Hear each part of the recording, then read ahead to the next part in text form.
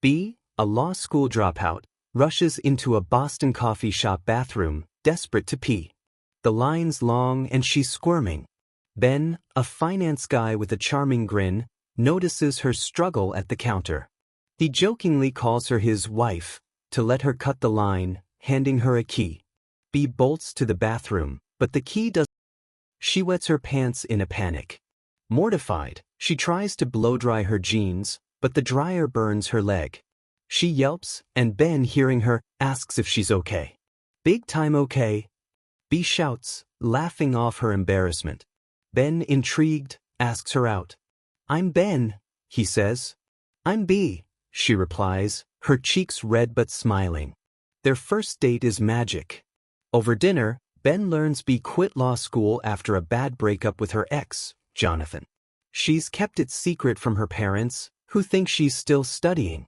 B opens up about feeling lost, saying her life's a disaster. B points to a giant wrench on his wall, a gift from his mom. "No matter how broken something is, there's always a way to fix it," he says. B laughs, easing into his warmth.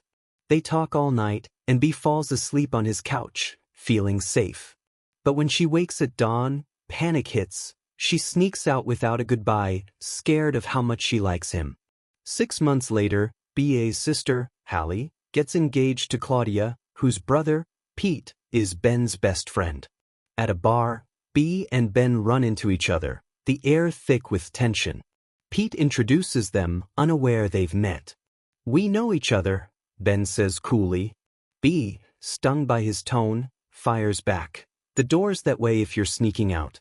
"That's your thing." Ben snaps, "I'll buy you a broomstick for your disaster life." Their bickering hides hurt.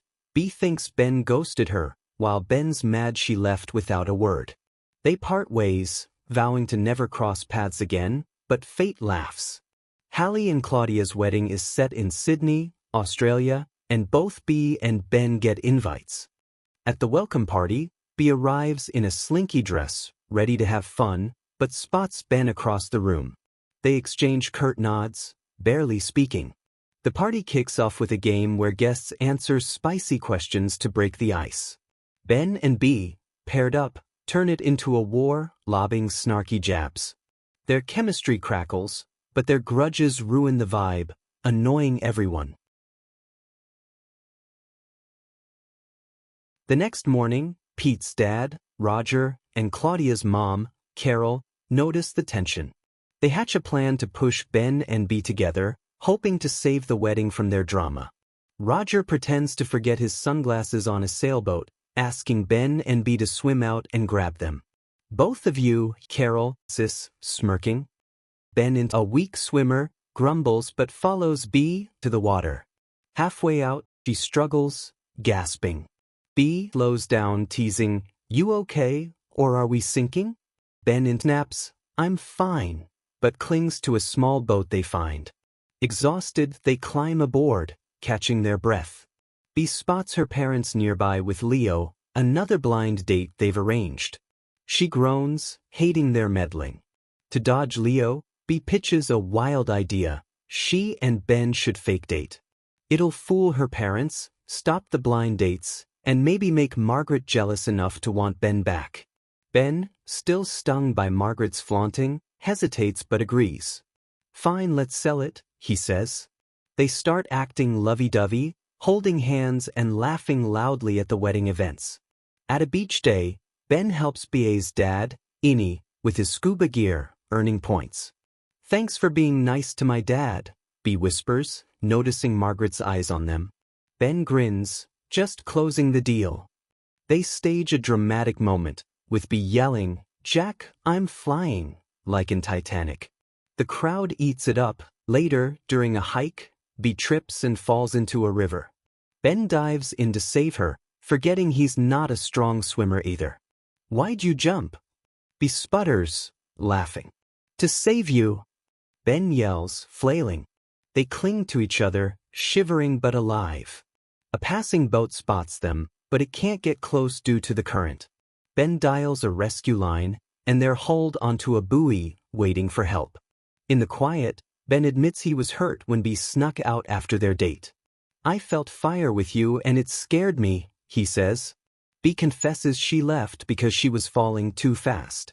Their walls crack and they lean closer, almost kissing, but the rescue team interrupts, pulling them to safety. That night in Sydney, Ben and B, still shaken from their river rescue, the mood is festive, but their almost kiss lingers, making every glance electric. Their fingers brush and the air crackles. Without warning, B leans in and they kiss, soft at first, then urgent. The kitchen's chaos fades, and for a moment, it's just them. They pull apart, breathless, realizing their fake romance feels painfully real. The next day is the wedding rehearsal, buzzing with excitement. Ben and B stick to their fake dating act, holding hands and whispering jokes to sell it. Hallie and Claudia glow, oblivious to the elders' matchmaking. B's parents, Innie and Leo's mom, keep pushing Leo toward B, but she clings to Ben, dodging their hints. Ben, meanwhile, notices B watching, her eyes sharp with jealousy. He ignores her, focusing on B, whose laugh makes his chest ache. Tears sting B's eyes as she slips away from the party. She hails a taxi, her vision blurry, and heads to a quiet beach. In the cab, she lets herself cry, convinced she misread Ben's feelings. Back at the reception, Ben pushes Margaret away, stunned. I don't want you, he says, backing up. He searches for B, asking Pete and Claudia if they've seen her. Hallie overhears and tells Ben that B saw the kiss. Ben's gut twists, he knows she's hurt. Hallie mentions B wanted to people watch near the Sydney Opera House. Ben grabs a coffee, his mind racing, and sprints to a helipad, begging a rescue pilot to fly him there. He's sure B's at the Opera House, remembering her love for its steps and view. The helicopter buzzes over Sydney's harbor, Ben scanning the ground. At the Opera House, B sits on the steps, watching couples stroll by. She feels foolish for believing in Ben, her heart heavy. The chopper's roar snaps her out of it. She looks up, spotting Ben waving frantically from above. The pilot lands nearby, and Ben jumps out, running to her. B stands, confused as he catches his breath. B kissed me, he blurts. I didn't want it. I backed away. I don't love her, B. I'm crazy about you. B's tears spill, but she listens. Ben steps closer, his voice raw.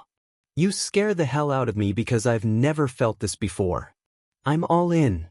B searches his eyes, seeing truth. She wipes her cheeks, a shaky laugh escaping. You're such an idiot, she says, her voice soft. Ben grins, stepping closer. So, you gonna kiss me now? He asks. B nods. Yeah, I am. They kiss, deep and sure, the Opera House glowing behind them. The crowd nearby cheers, but Ben and B don't notice. They're lost in each other.